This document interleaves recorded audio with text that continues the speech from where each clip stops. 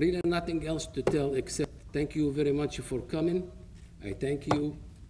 We hope to see you always great. Thank you. Thank you, Mohammed, and thank you for your leadership over these 20 years, you and your team. Members of the American Muslim Union Executive Board, could you stand up to be recognized for all your hard work? Members of the Executive Board of AMU. And a round of applause for all the volunteers that helped put this all together today. You might not see them in here, but thank you to the volunteers. And lastly, I always try to remember, especially after the Honor Guard comes in, and they did a fantastic job. A round of applause for the Bergen County Sheriff's Honor Guard, please. You know, we all serve in different ways, but America could not be America without the strength of its military. Those that are serving today here and abroad, and those that have served. So if you have served in the United States military, please stand up to be recognized and thanked for your contribution to our freedom. Thank you. Thank you. Bill Pasquale is the last living member of the World War I. No, only kidding, Bill. Only kidding. You guys did good, though. No.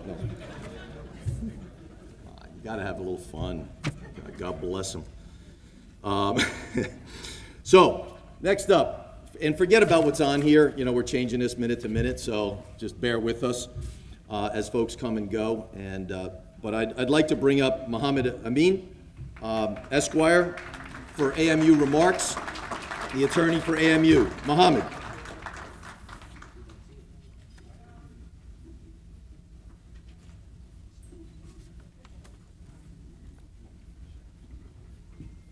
Big long legs, you gotta walk faster, man. People wait, let's go. I know. A little tall, so hello.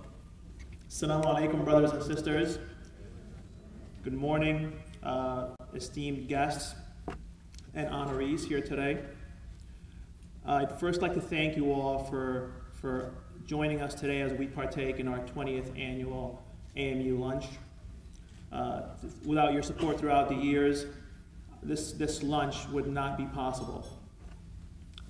So, as we jump into today's theme, it hits close to home, actually. Today's theme and our goal is our future is local and get involved. As we thrive to achieve that goal, there's no better starting point. And there's actually no better means to an end than today's community lunch. So members of the New Jersey Muslim community, please look around. Introduce yourselves to your local elected officials and appointed officials and members of law enforcement, members of government, whether appointed or elected, members of law enforcement, meet the New Jersey Muslim community. We've gathered members and leaders from our community from all walks of life. You have doctors, you have lawyers, you have engineers, you have college professors here, you have developers, you have small business owners, and all their families here ready to get involved. So let's work together this year so that we can achieve our singular goal. We want to achieve economic prosperity. We want to improve our safety and security. And most of all, we want to maintain our unalienable rights and freedoms that are guaranteed to us by the United States Constitution. Ladies and gentlemen, we need to start acting locally and thinking nationally and not the other way around. We have to stop this trend where we come out every 4 years to vote during the presidential election. And even then we neglect to vote for our local officials. We need to realize that local politics and government is what affects our lives directly, and not some tweet coming out of the White House. In this great state of New Jersey, we have 565 municipalities that are part of 21 counties. That's 565 different local governments and different communities. Believe it or not, that 565 municipalities is our front line of defense against tyranny. Think about it for a second. When a new leader is being appointed or elected in any other country in the world, everyone holds their breath because we're afraid that that individual might be an autocrat, a tyrant, a dictator, an oppressor that might be there for a long period of time oppressing his people and wreaking havoc on the world. Thankfully, we don't have that problem here in the United States. In this great nation, we're called the United States for a reason, because we are the United States. We are a collection of 50 democratic states with their local governments who have come together under one umbrella to meet our common goal, to protect our Constitution that gives us our unalienable rights and allows us the right to life, liberty, and the pursuit of happiness. So let us all update our 2018 resolution. We need all to get involved locally. And how do we get involved locally, do you say? First of all, we can all start by going into and attending our mayor and council meetings. We can attend our Board of Education meetings, our planning and zoning meetings. And you know what the biggest surprise is going to be when you start attending these meetings is that you're going to see that these local officials are your neighbors, they're your friends, they're your kids' friends' parents, they're local small business owners. So there's absolutely no reason why we as a community should not go out and attend these meetings and be involved and give our opinion and our take on important policy decisions that are going to impact our lives directly. Another thing we can do is volunteer. A lot of our towns have volunteer EMTs and volunteer firefighters. There's many members in our community here today in attendance that are volunteer firefighters and volunteer EMTs in our respective towns. So what I'm getting at is there's absolutely no reason to sit back and not get involved. Today we have a golden opportunity. We have over 100 officials here. So now's the time to introduce yourself, get your feet wet, and start working towards our 2008 New Year's resolution to get involved locally. Thank you, and God bless America.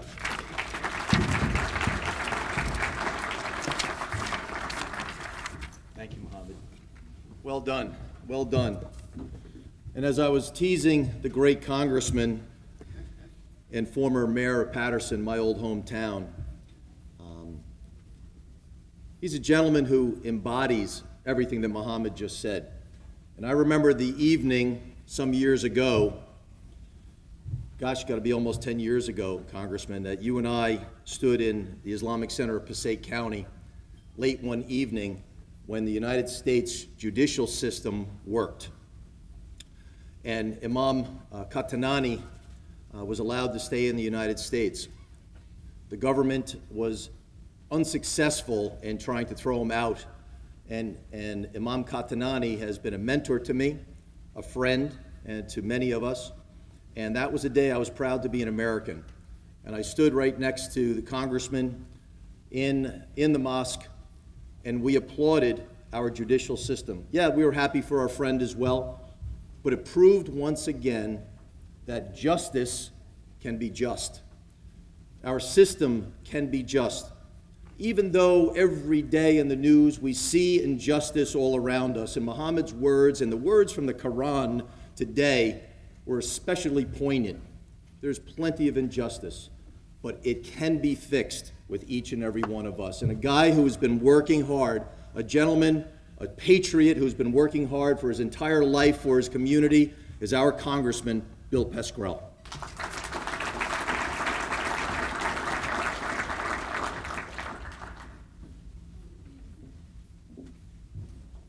Thank you, Leo. Good morning, everyone. This is a great day every year, but it can't be one and done. We have work in front of us. Just in the last 3 days, those people who were exhibiting their First Amendment rights in Washington, D.C., were brutally attacked by the bodyguards of the leader of the great nation of Turkey. In the still of the night, when no one really was listening, by the way, one of those young ladies who was attacked is from our district, the 9th District, who came to my office, and we verified everything she said. This is a horrible attack on people who live in the United States of America, who were simply using their free speech rights. But in the still of the night, these perpetrators who had been arrested were let go by the United States of America for no reason whatsoever, for petty politics. So this can't be a one and done situation. We are not an authoritarian government, and we do not wish to become an authoritarian government. We are a democracy, but that is not simply a one-sentence statement. It must mean something in our daily lives. So to all of the imams who are here, to the rabbis, to our ministers, and member of the clergy, welcome this morning. I'm honored that you're in our district, and I'm honored to have known Muhammad Yunus for so many years. Let me tell you, he's a tough son of a gun. I remember one of the problems we had getting him on airplanes, because his name was on the watch list. It was somebody else, though, not him.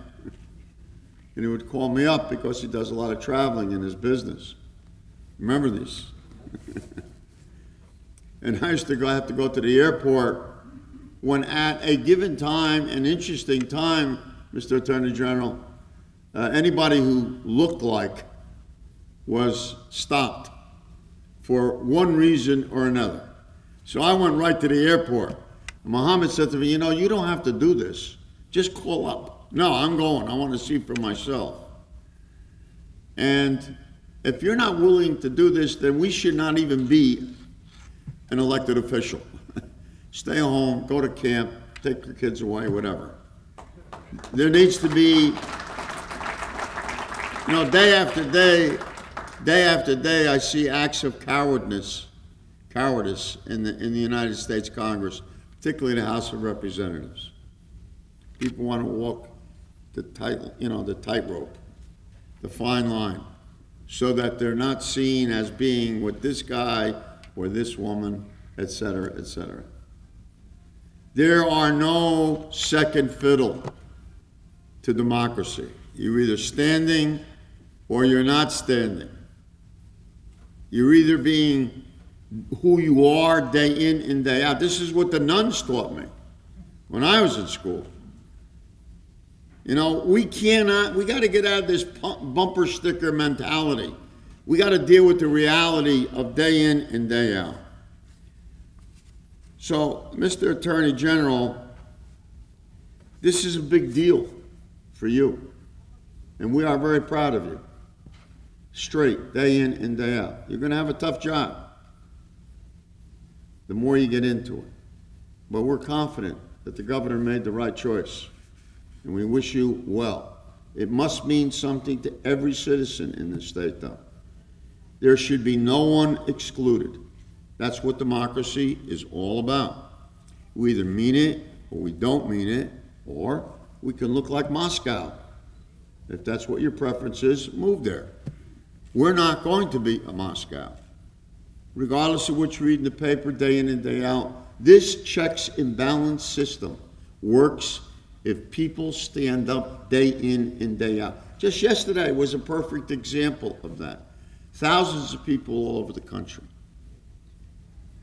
Thousands marched, talked with each other. I was in Montclair yesterday afternoon. People from all faiths, all parties, all political parties. This goes beyond partisan politics, what we're dealing with today, with our own children, how to educate them. You don't educate them by hiding them from certain people. You don't educate them by telling them you could hang with this group but not that group. You educate them by being strong so that they can make their own decisions. And these kids are making their own decisions. They're embarrassing certain members of Congress who are afraid to stand up. That's exactly what they're doing by showing the way.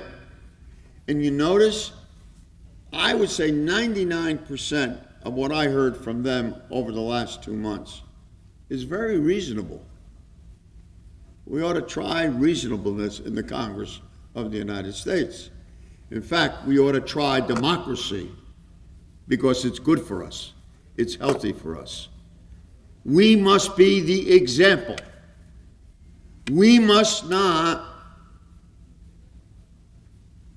imitate autocrats or dictators, because we have been in the nonsense by both Democratic and Republican presidents of distinguishing between the good dictators and the bad dictators. There are no good dictators, and we must understand that. And the Middle East has to understand that. The spring that we talked about a couple of years ago must be real, not to replace one dictator with another dictator.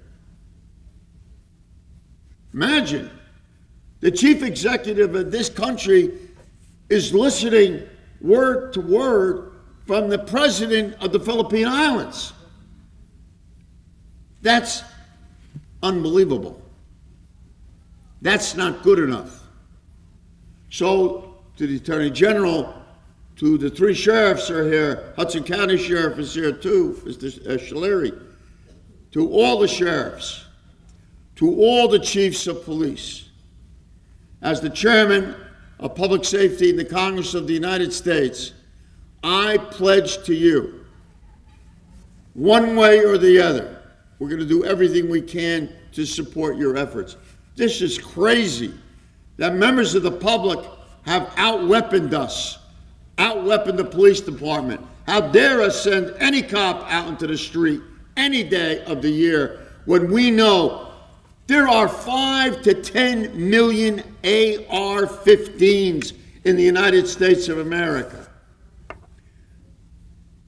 We like to target the wrong people. It gets people distracted in minds off things. I was just in Mexico City as the ranking Democrat on trade in the Congress. I was in Mexico City just 2 weeks ago. And I wanted to tell the Mexican people, at the same time I was telling them that they don't get it about workers' standards. But at the same time I was saying that to them, I wanted them to know I have never seen or met a Mexican terrorist. We have 4 borders, to those who are lacking geography.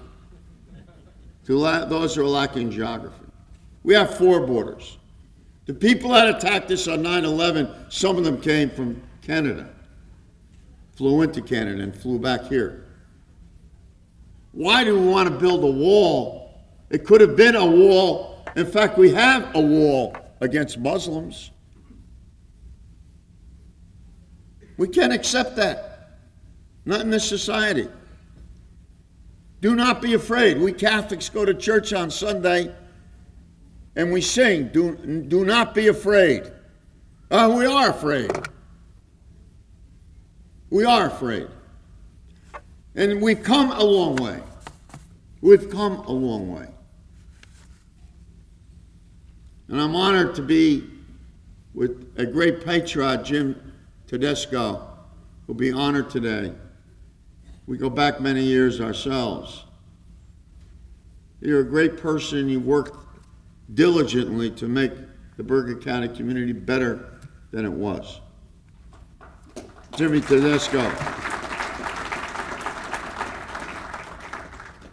So I sent a letter out on Friday, and I made it very, very clear.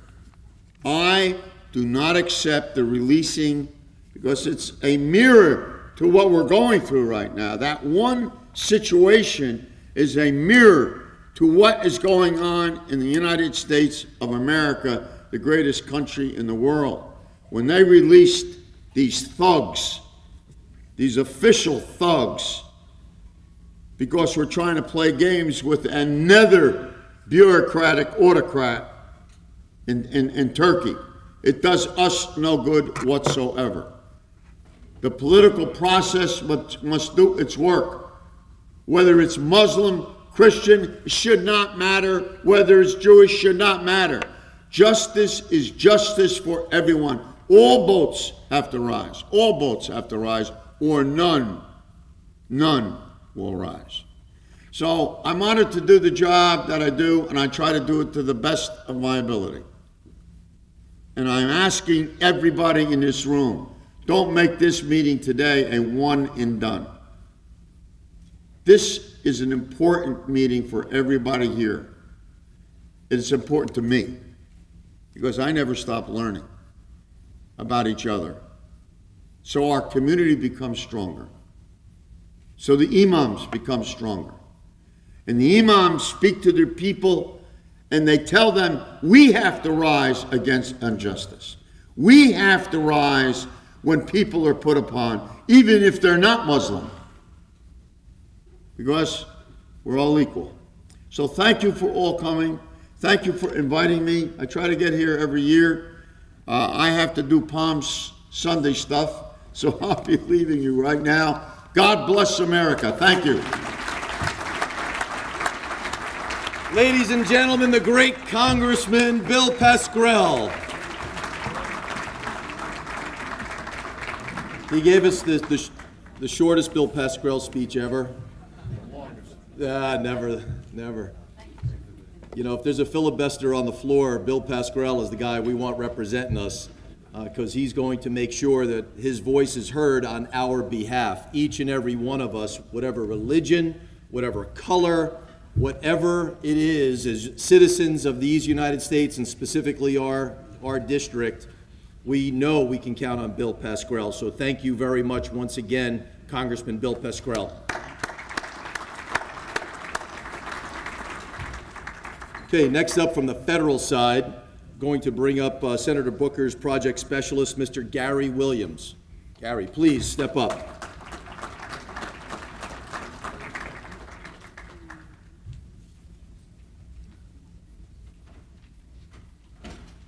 Can you give us that soaring oratory like Pascrell? How you going to roll? I got to follow a congressman, so it's going to be tough. Good morning, everyone. My name is Gary Williams. I serve as a project specialist for United States Senator Cory Booker. Unfortunately, the senator is unable to attend in person today. However, he did want me to send his greetings through a brief video message that we will see in a moment. Just want to say thank you to the American Muslim Union, and in particular, President Muhammad Yunus, for hosting such an incredibly important event for bringing us all together in spirit of fellowship and community each and every year. For the past 20 years, this event has served as a wonderful opportunity to gather and celebrate, reflect, and chart a hopeful future for our community. The pillars of Islam teach us that prayer, faith, and almsgiving are the foundations of life. The contributions of Muslim Americans and communities across New Jersey and throughout the country have greatly enriched our tapestry of diversity and pluralism. As we reflect on how to be better members of our community, we are reminded that the most important principles that will shape our future start in our own neighborhoods. This year's theme, Our Future is Local, Get Involved, is so essential. While clearly the recent actions at the national level are of great concern, the majority of policies that will have a direct and immediate impact in our communities occur at the local level. So for me, it is truly an honor and a privilege to be a part of this event. We must all strive to become more involved and get more involved in our local communities. Thank you very much. Please enjoy Senator Booker's remarks.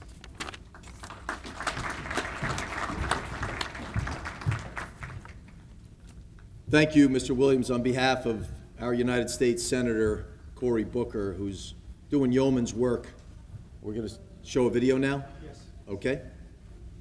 So I'm doing the fill-in between. Hi, There we go. I'm Cory Booker. I want to thank you for giving me a few moments just to express my greetings and my gratitude. The American Muslim Union has been doing extraordinary things for our state and for our nation, and indeed extending light unto the world. You all gathering together today under a very important theme, this idea that real change in this nation has always come from the grassroots up. I work in Washington, D.C., and when I think of all the great movements for change, from workers' rights to civil rights, there weren't people in Washington deciding to make these things happen. These were folks from the grassroots that were activists, that were engaged, that were pushing for change. And we in this nation that benefits from this rich, diverse tapestry, we need all communities to be standing up, to be lifting up their voices, to be engaging and getting involved.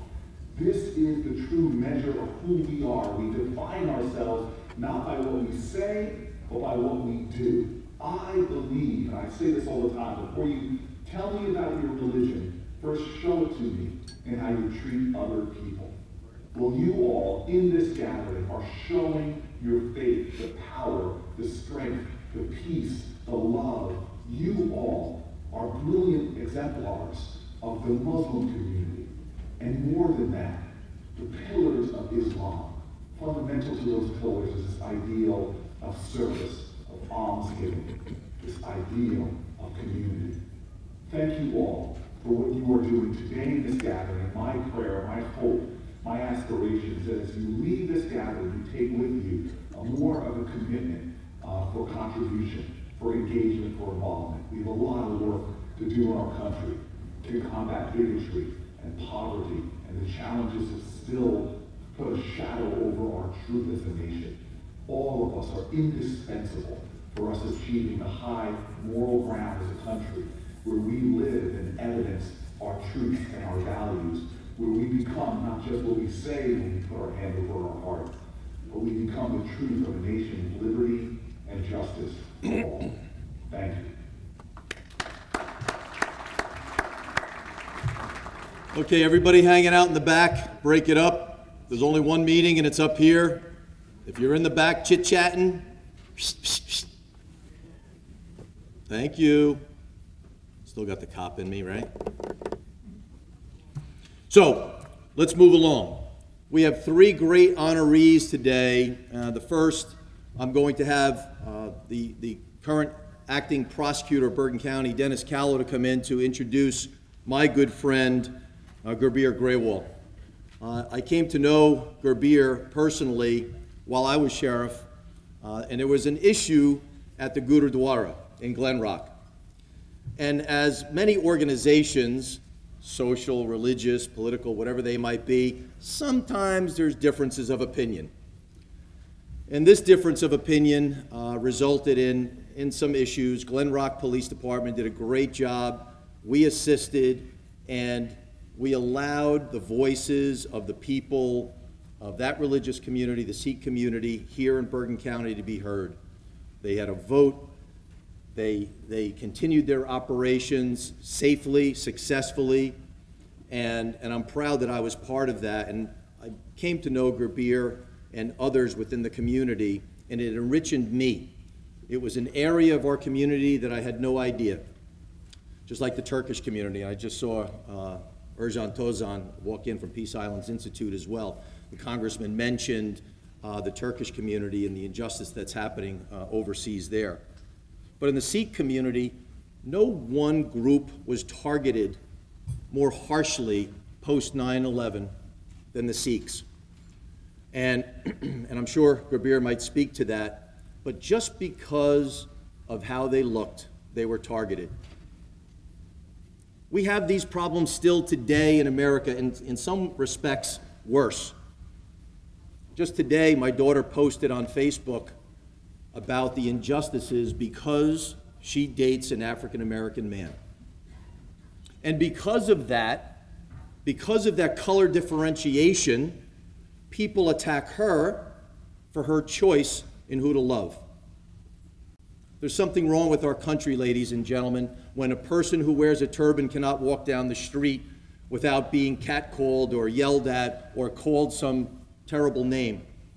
Or if you have darker skin than some other people, that you get called horrendous things, and the people that surround you are castigated as well.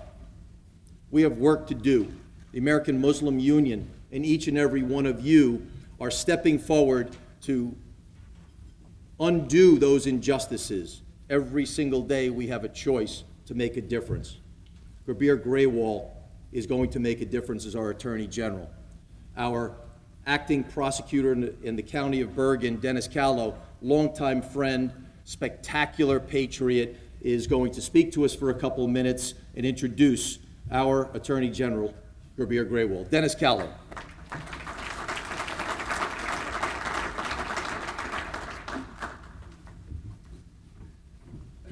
Thank you, Leo, and thank you everyone for inviting me here today.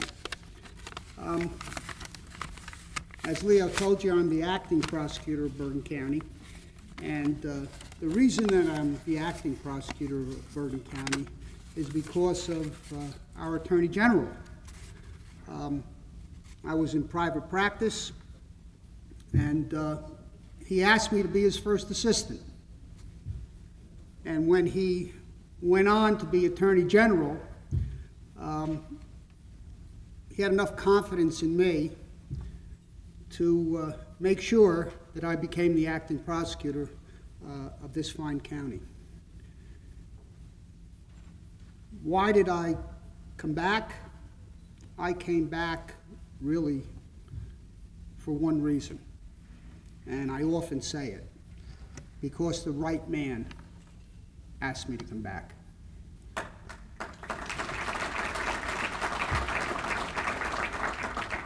And I didn't know the Attorney General,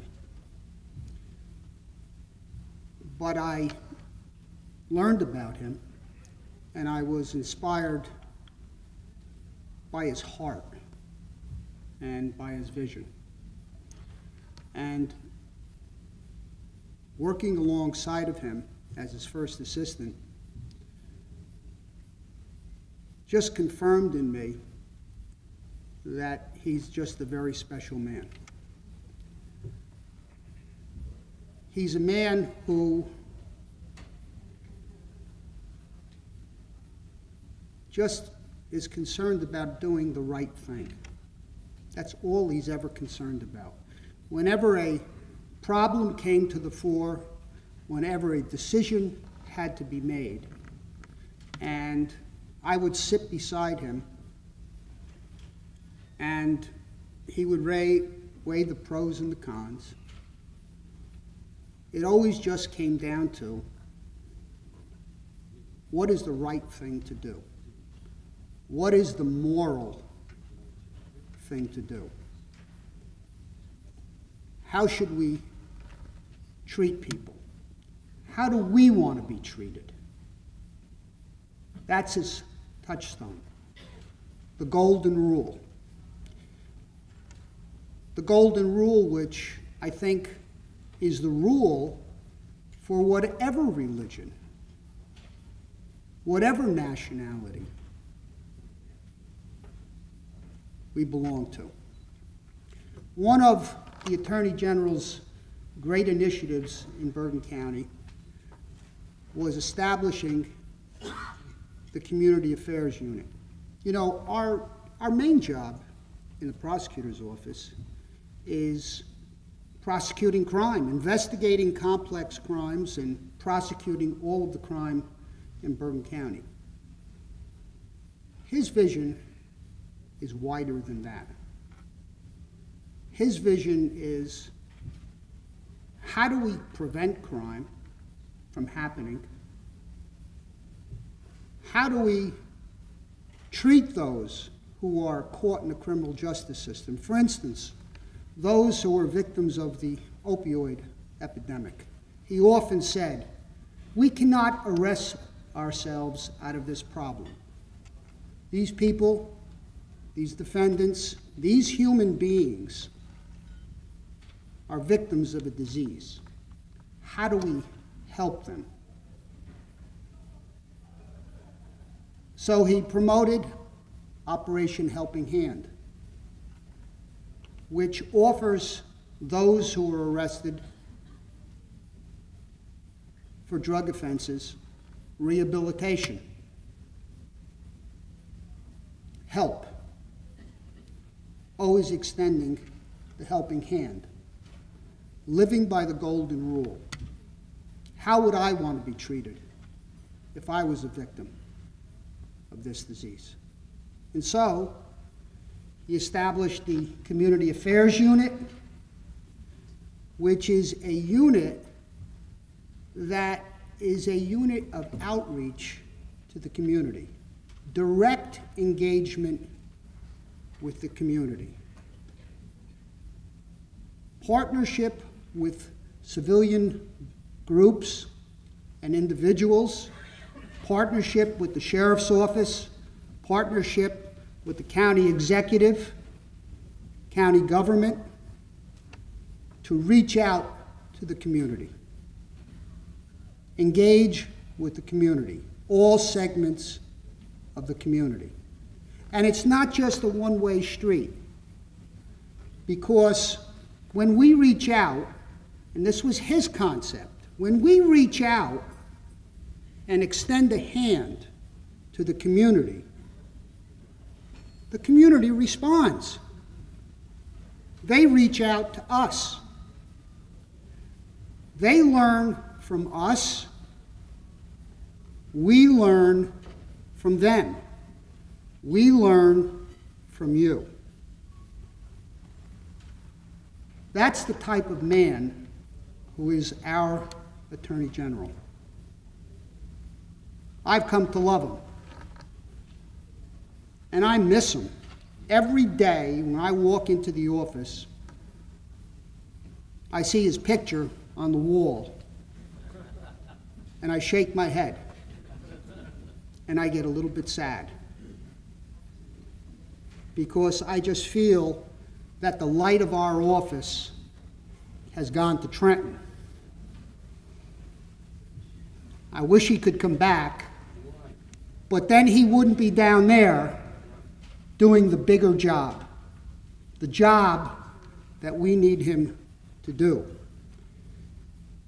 So politics worked in his case, and the absolute right man for the job was selected. The man of vision, the man of heart, the man of kindness, the man of ultimate morality. My friend, the Attorney General of the state of New Jersey, Grabir Graywall.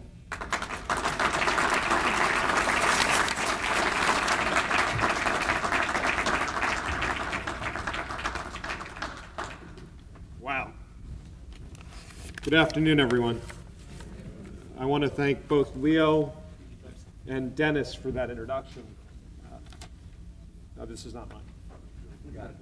So, I want to thank Leo and Dennis for those extremely kind words. And let me just say this, after 2 months in Trenton, it's really nice to be back home in Bergen County. And we're going to need a bigger light in Trenton, Dennis. And I also want to thank the congressman who's not here for his extremely kind words as well. I could have used his help during my many travels when I was 100% randomly selected at airports as well. So, but it's an honor and a real privilege to join you here this afternoon. As a public official, this is an event that I look forward to every year. And that's because this is an event that brings so many of us from so many different walks of life, from so many different faith traditions, from across government, from across law enforcement, state partners, federal partners, local partners, all coming together to not only celebrate New Jersey's incredible diversity, but to reaffirm our commitment to protecting it, to preserving it. So I want to thank the American Muslim Union, President Yunus, for their 20-year commitment to this event and to those efforts. And sadly, it's perhaps more important to have this event today, in this moment, than it was 20 years ago. That's because, as all of us in this room know, we live in difficult times. All of us in this room know that there are instances where that pendulum of civility, of decency, of acceptance today has swung so far in the wrong direction. Today we see people openly questioning the loyalty and the patriotism of their fellow Americans for how they look, how they worship, how they love. And sadly, these messengers are no longer confined to those dark recesses of the internet where they once hid. They've been emboldened. They've come out of their shadows.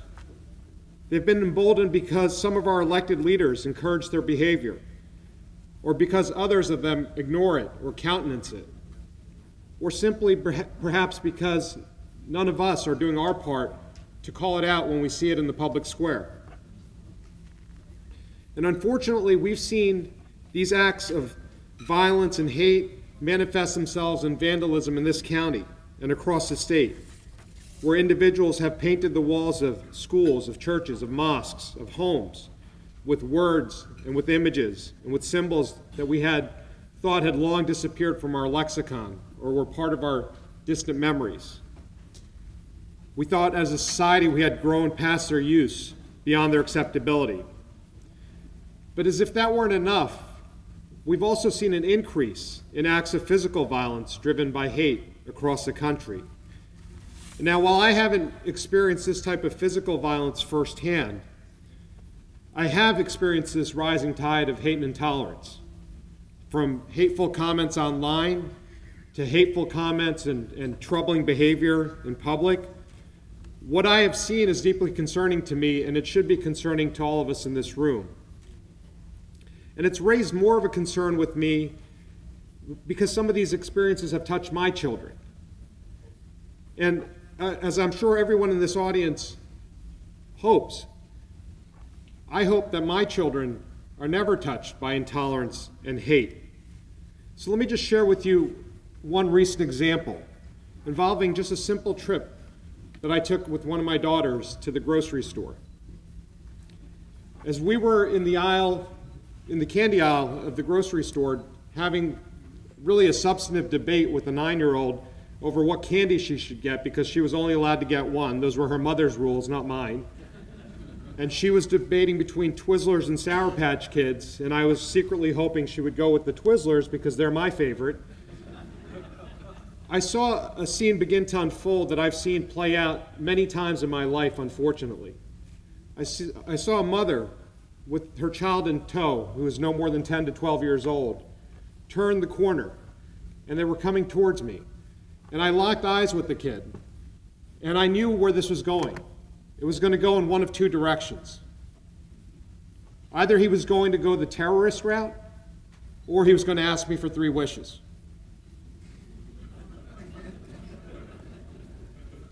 But unfortunately for me that day, he went the terrorist route. And as he was within earshot of me and my daughter, he turned to his mother and said, "Look, Mom, Osama bin Laden." The two of them kept walking. The mother didn't reprimand the child. She didn't say anything. And I didn't say anything either. I could have told them that I was a Sikh, not a Muslim. I could have told them that even then Islam is not some sort of monolith, that bin Laden was not representative of an entire religion. I could have told him that I was the Bergen County prosecutor at the time, the chief law enforcement officer in this county. I didn't do that. I didn't do any of that because he was a kid. And he learned that behavior from a parent. And that behavior was reinforced by images that he had seen on television of turbaned men like me associated with acts of violence without ever a distinction being made about who we are, what we actually represent, and what we actually believe. But I did take that moment to teach my daughter a lesson. I told her to honor cultural differences, to honor her religion, to accept others. But to be honest, my daughter doesn't need that reminder. She's learned that from her mother. She's learned that from me. She's learned that from everyone around her. But what she does need to know is that we as a society are going to push back against this type of behavior when we see it. And to do that, all of us in this room, in this state, all of us need to acknowledge when there's an act of hate or intolerance against one community, it's an act of hate and intolerance against all communities. We have to speak out against intolerance and hate wherever we see it, in whatever form we see it. We need to teach our children the importance of diversity and tolerance so they remain vigilant about this type of conduct and so they speak out against it when they see it in the halls of their school. And so let me share with you what we're doing at the Attorney General's office to push back against hate and intolerance. I wish it weren't necessary, but we now offer a $25,000 reward for information leading to a conviction for a bias crime. We've added a hotline, 1-800-277-BIAS, an email line, bias@njdcj.org, for the same purpose. Those complaints now go to a specialized bureau with law enforcement officers, with prosecutors specially trained to address this type of conduct and investigate it. We've also taken steps to ensure that law enforcement officers at every level across our state can effectively identify, report, and respond to such conduct.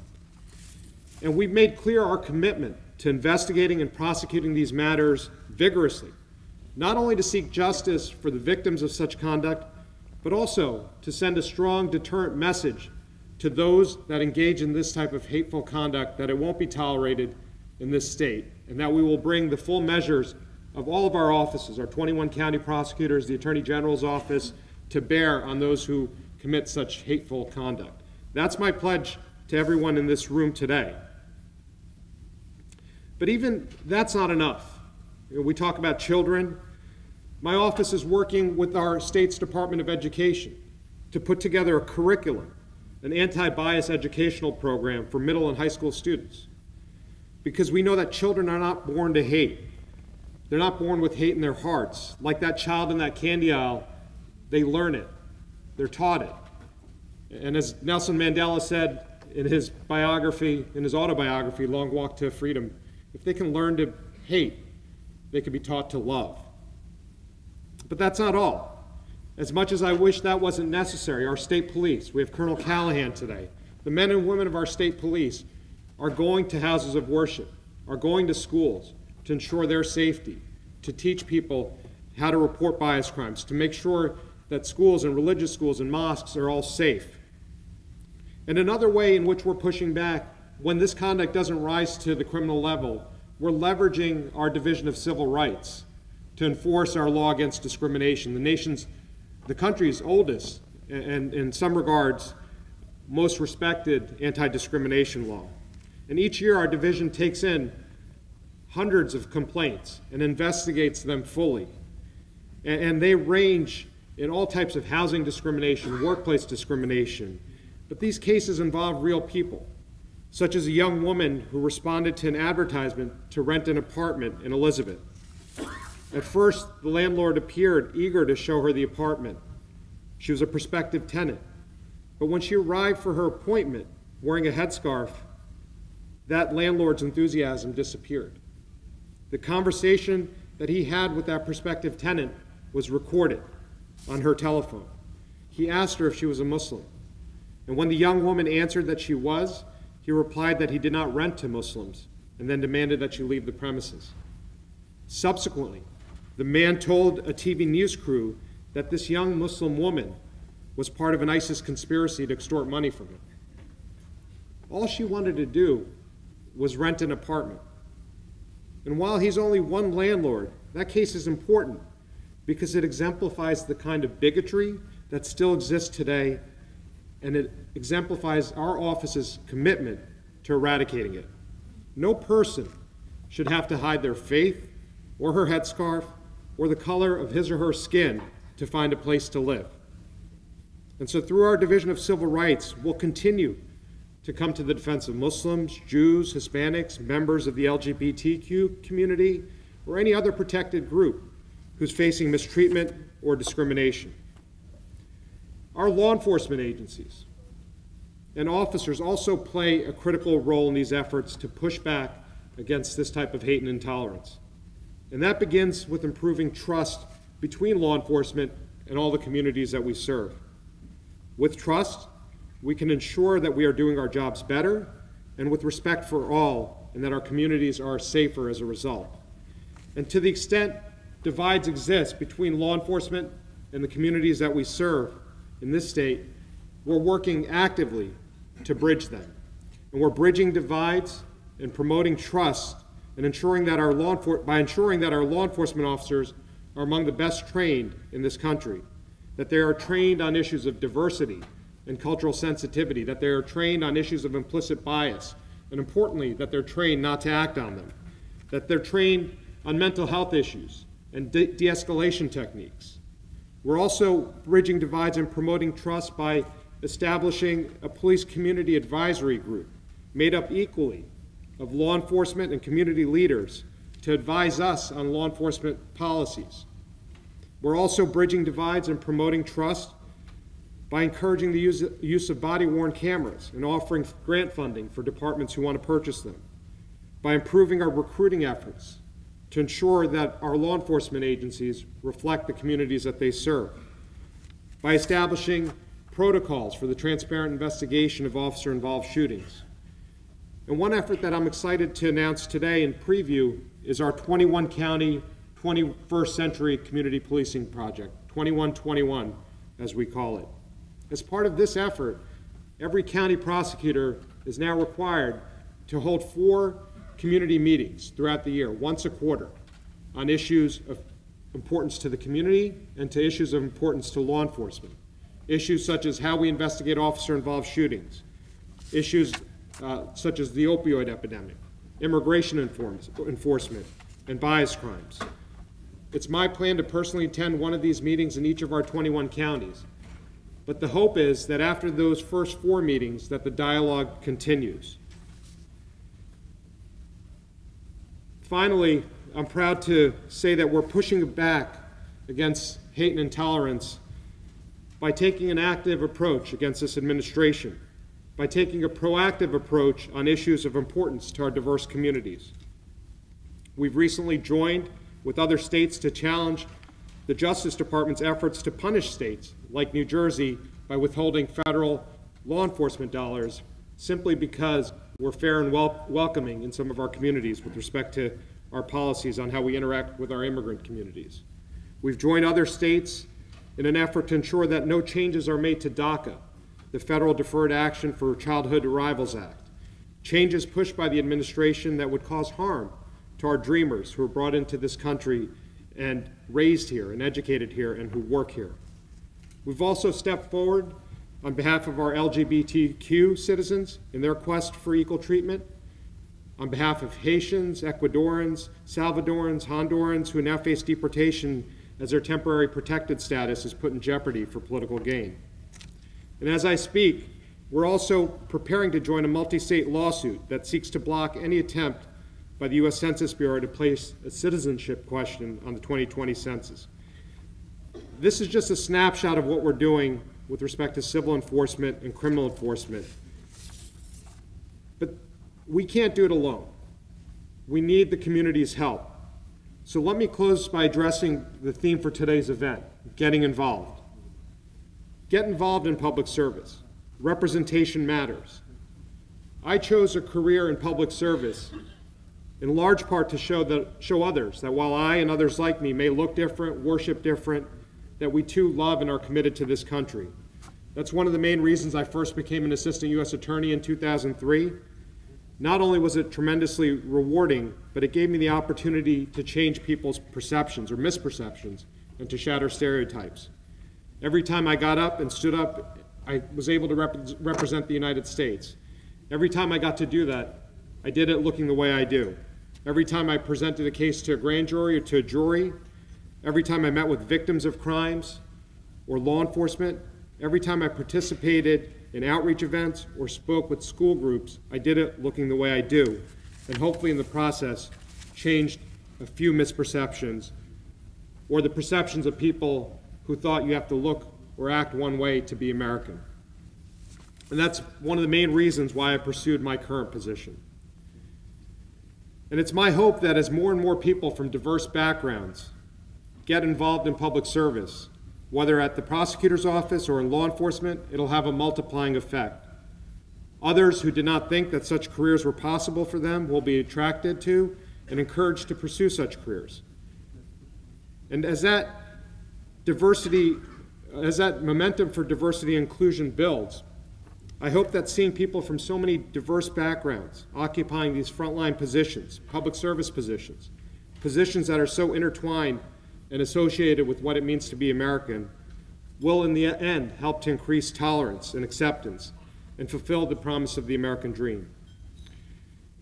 The opportunity to do what you love, to pursue your dreams, to live the life that you want to lead should not be limited to anyone. We all need to make a difference. And really, inaction is not an option today. And I'd be remiss if I also didn't mention, as Congressman Pascrell did, recent events, yesterday's events. Our current generation of teenagers is demonstrating that they understand the benefits of getting involved and speaking up. Yesterday, as marches were held across the state and across the country, we saw our young people have something to say. They're tired of inaction. So I want to recognize the bravery of these young people to stand for what they believe in. As Attorney General, I join them in their battle. I will ensure that New Jersey continues to have some of the strongest gun laws in the nation. And tomorrow I'll announce that we have amended a directive that will further protect our schools and public places.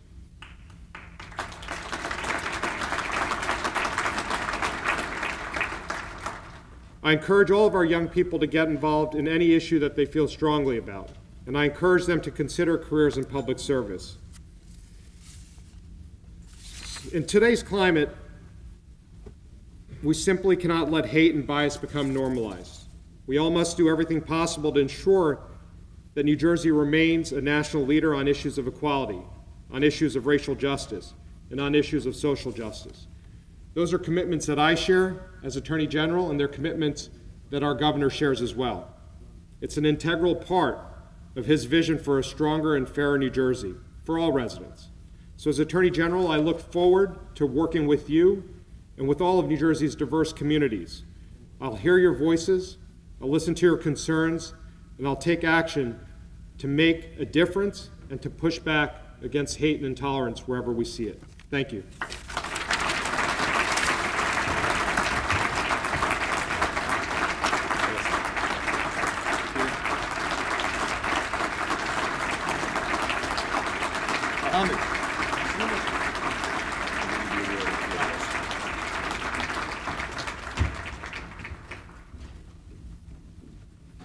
You deserve that.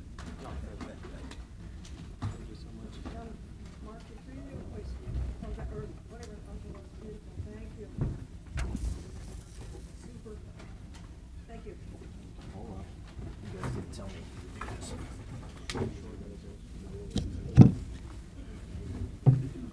And American Muslim Union is proud to present this award to our Attorney General in recognition of his dedication and commitment to the safety and security of the residents of the state of New Jersey.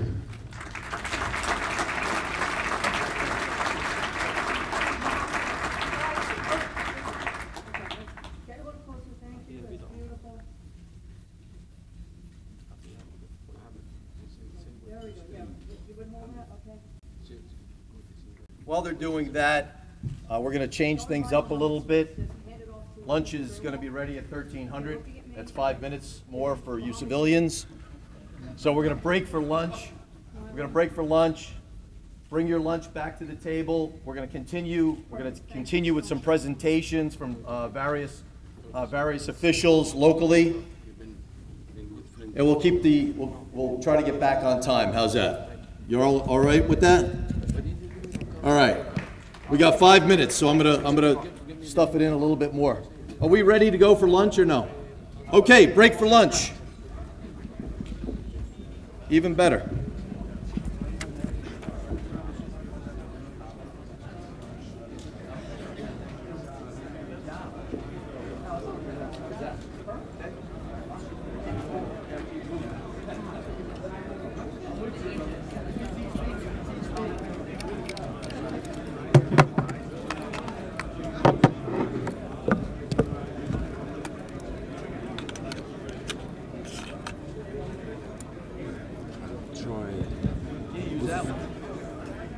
Does it work? No, I need that. No, I'm not using. I'm leaving here. No, I can't. That's for the PA. I can put my logo.